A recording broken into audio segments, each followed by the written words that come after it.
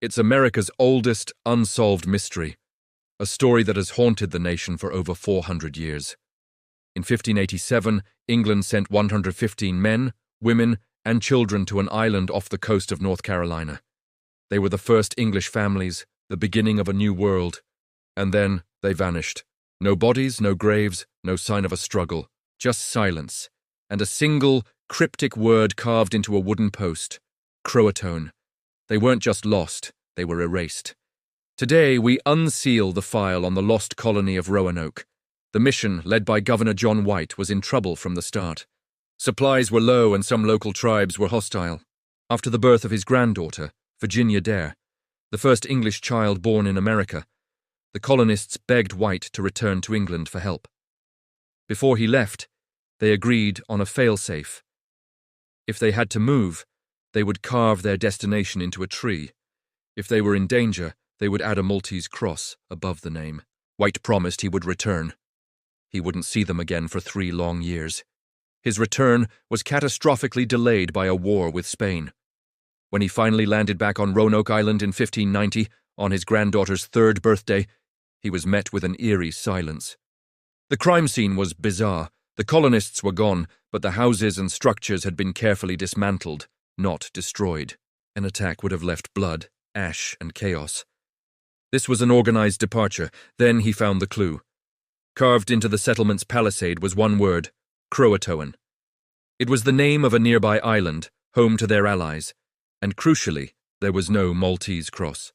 This wasn't a cry for help, it was an answer. A massive storm forced White back to sea before he could sail to Croatoan, and he died never knowing what happened to his family. This is how the Lost Colony legend was born.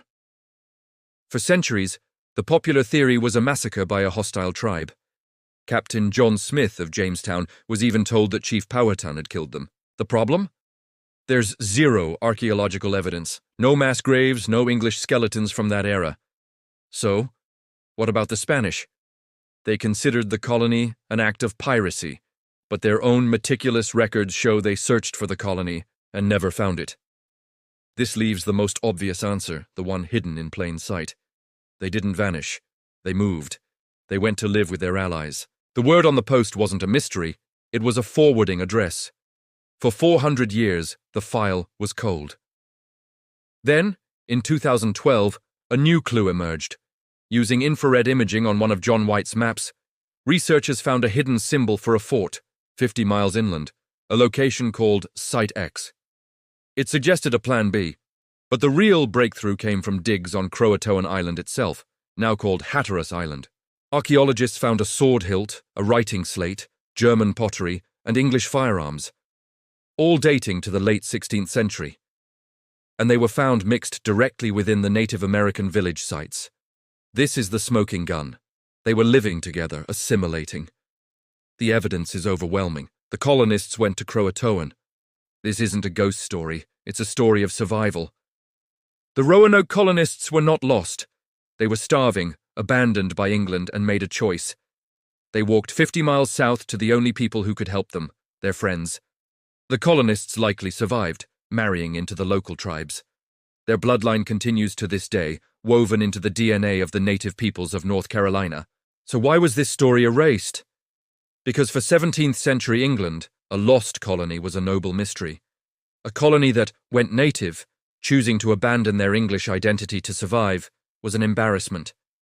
They weren't lost to the world, they were just lost to England.